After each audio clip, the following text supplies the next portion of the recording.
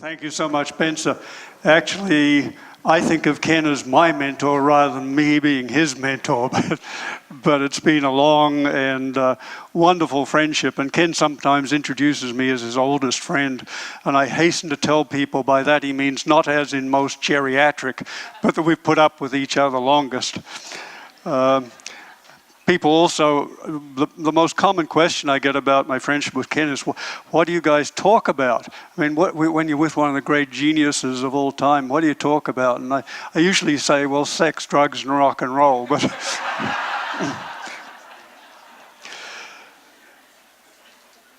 so what I'd like to explore today is the question that is part of our integral challenge, and that is, how do we practice most effectively and most continuously so as to be able to clean up, grow up, wake up in the ways that Ken has laid out as an inherent part of our human possibilities and as one of the great challenges for us as individual people. As integralists, we're called to 5 unique things. We're called to master, or at least know some of the integral theory. We're called to apply it in our lives and our work and our service. But we're also called to do something unique to ourselves, and that is to whatever extent we can, transform and learn and grow, or as Ken put it, clean up, grow up, wake up. And that raises the question, how? And of course, there are a variety of practices. Many of us here are psychotherapists, have been in therapy. We do group work, we study, we contemplate, we spend time in nature, we serve. All of these are practices which can serve us too. But there's one thing about contemplative practice or inner work which becomes increasingly clear as we dive into it. And it's a discovery which has been enumerated across multiple traditions. And it's the idea that practice needs to be as continuous as possible. It's like boiling water on the stove. If you put a kettle on for a minute and take it off and then put it back and take it off, it takes a long time to boil. But if you leave it on there and it heats continuously, then it boils and transforms very quickly. And it's the same with us in practice. Our challenge is to make our practice as continuous as possible. And this has been a recurrent theme across multiple traditions. This is the goal that's been expressed as, for example, for those of you, a number of you I know are Zen practitioners, every moment Zen, or some of you work with Aurobindo's material, transform all of life into an uninterrupted yoga. Or the Quran says, be constant in prayer. Or both the Christian St. Paul and the Hindu sage Ramakrishna said, pray without ceasing. So here we have this suggestion that we really need to find a way to practice as fully and continuously as possible. Now there is a tradition in India, the 4 yogas, in which this continuous practice is an inherent component. There are 4 yogas in the Indian tradition. One is Bhakti Yoga, the yoga of the heart. Raja Yoga, the yoga of transformation and meditation. Jnana Yoga, the yoga of wisdom and discernment. And also Karma Yoga. And Karma Yoga is the yoga in which we use our life and our work and our service in the world as our practice. And for those of us who aren't living in a monastery, to the extent we really want to learn, grow, wake up, clean up, etc., to that extent, we need a kind of Karma Yoga to be able to use every moment of our lives as part of our practice. Now, there are some classic texts of Karma Yoga, and the main one being the Bhagavad Gita.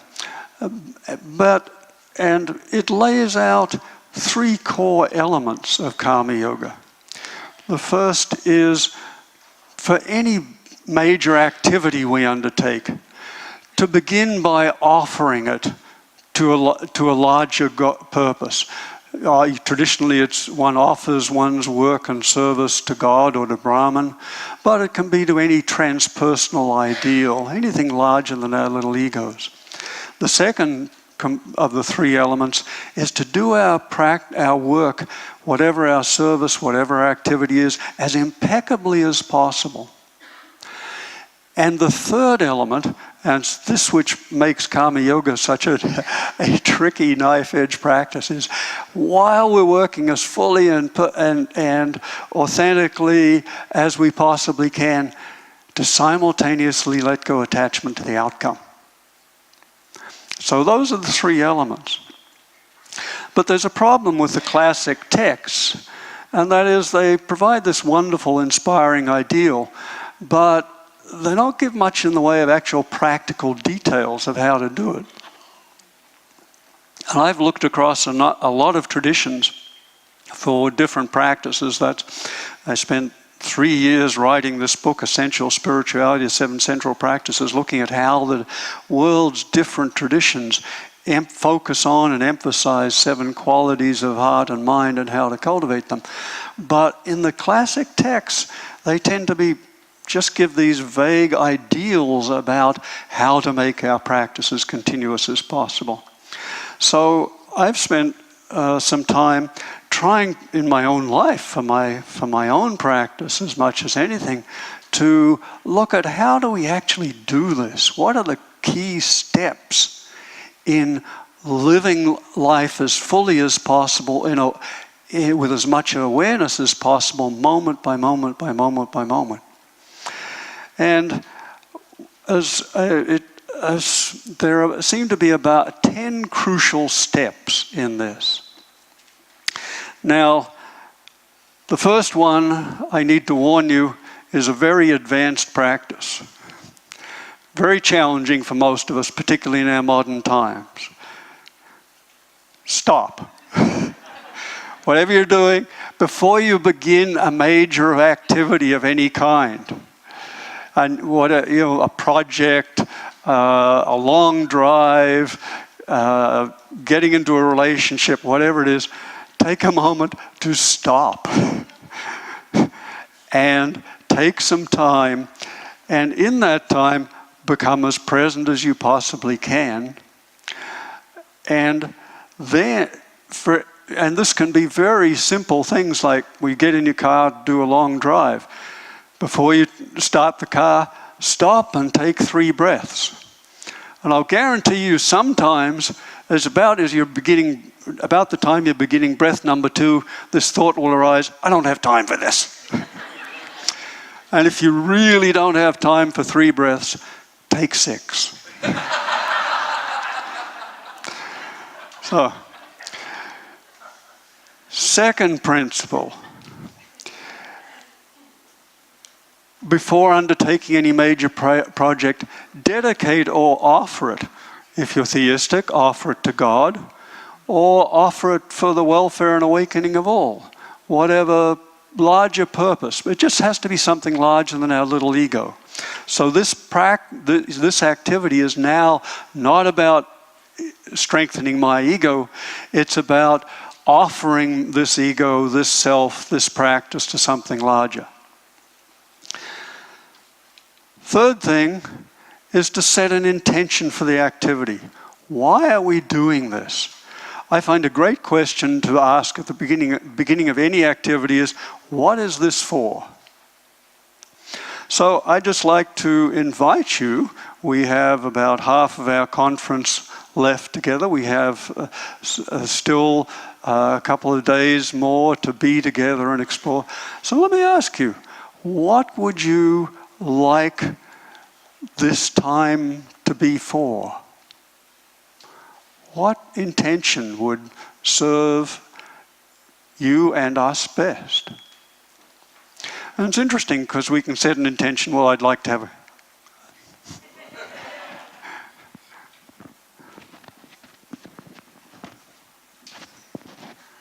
set an intention I'd like to be heard.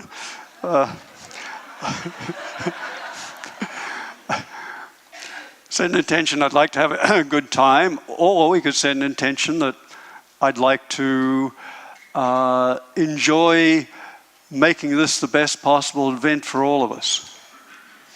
And when I sat down to do this myself on the first day of the conference, I found that what came up as an intention was, gee, I'd really love every interaction I have with each person to be uplifting and a gift to them. And of course, I've failed many times with many of you, but that's kind of the intention that I found arose and is inspiring me to be here. So, first step, stop, offer the activity. Third step, set an intention. Fourth step, attempt to do whatever you're doing as impeccably as you possibly can. Now, this makes it into a practice or a yoga. Of course, we will fall short. We're all human. None of us are impeccable in anything. But you just make that attempt. Fifth, be mindful. Bring as much awareness as you possibly can to each experience. Right now, can you just be aware of these words, but also have an awareness that's open to this field, this experience, this beautiful field and setting that Benser and others have created for us? And so it's both an inner and outer awareness, being aware of our situation and checking in, being aware of our own emotional reactions to what's happening. And that allows us to move to the sixth step, which is to explore our reactions. That is, we set our intention, we do our activity, we try do our service, and of course, stuff comes up. And we have various emotional reactions. And often in our culture, the tendency is simply to try and push particularly painful reactions out of the way and just keep doing what we're doing, which is a great way to burn out.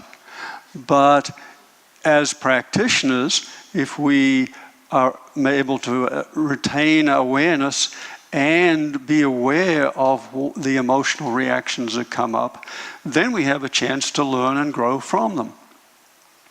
And of course, if we're, for example, attempting to serve or contribute, we'll have reactions to, say, the people who get in our way, or anger, or we'll get anxious that we're not going to achieve our goals. Or the ego will appropriate it and get proud.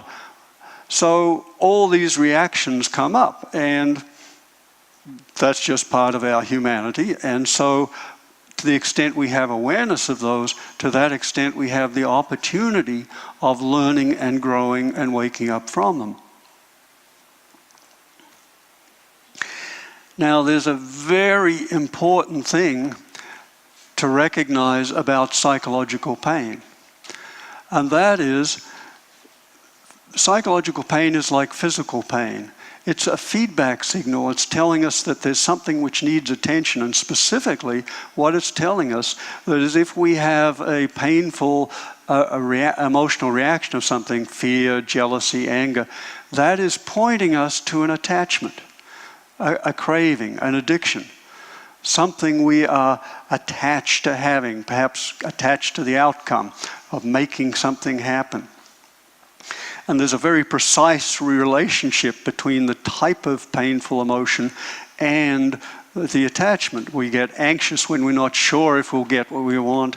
We get depressed when we give up hope of getting what we're attached to, and so on. So we work with these emotions. And for example, so we recognize anger or frustration if we get angry with someone who's getting in our way. And we work with that. We look at it, we explore it, we release it, and if you want, you can think about it. For example, you're really angry with this person, you wish they were dead. Be patient.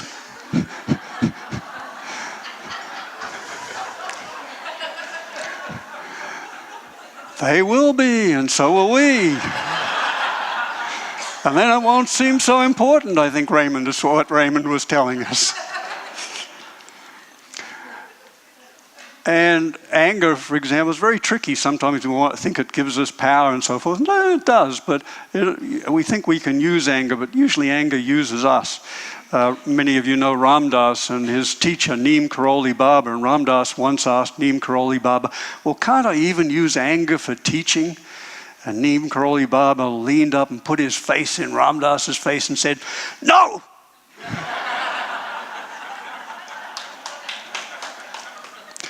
And if you really want to do the advanced practice of sacred service or karma yoga, get into a intimate relationship. That's you'll get so much feedback. As my wife once said to me, Roger, only one of us can afford to take you seriously in this relationship, and it's not going to be me.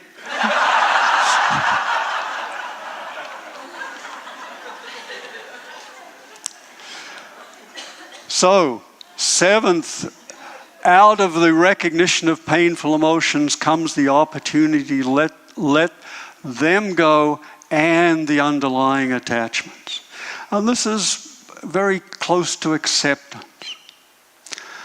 And then at the end of the activity, after you've done your work, you've done your service, you've done, you've made your contribution, stop again and reflect and learn. What can you learn from the situation? About what can you learn about yourself, your attachments, your fears, your faulty beliefs? It's a learning opportunity. And so we reflect and learn. And then finally, after completing an activity or service of some kind, the final step is to do something paradoxical. It's whatever benefits have accrued to us from doing it, our learning, our insights, our good feelings, to intend to offer them to everyone for the welfare and awakening of all. And this is based on a very profound understanding of the mind, that what we intend for another, we tend to experience and strengthen in ourselves. So this is karma yoga or sacred service. The great question for all of us is, how do we use our practice to serve the world in this time of enormous need and enormous challenge? We live in a unique time of multiple global crises. And we all know these: population explosions, ecological disruption, climate change, nuclear weapons, and more. But there's something that's really important to recognize about these challenges. And that is that for the first time in human history, each and every one of the great challenges we face as a society and as a species is human-caused. And so great is our technological power that the state of the world now reflects the state of our minds. And what we call our global problems are actually global symptoms. They're symptoms of our individual and collective immaturity and pathologies. And therefore, if we're going to preserve our planet and our species, then yes, we need to work to reduce pollution and eliminate nuclear weapons and warfare and bring justice and fairness and alleviate poverty. But if we only do that, we're only treating symptoms.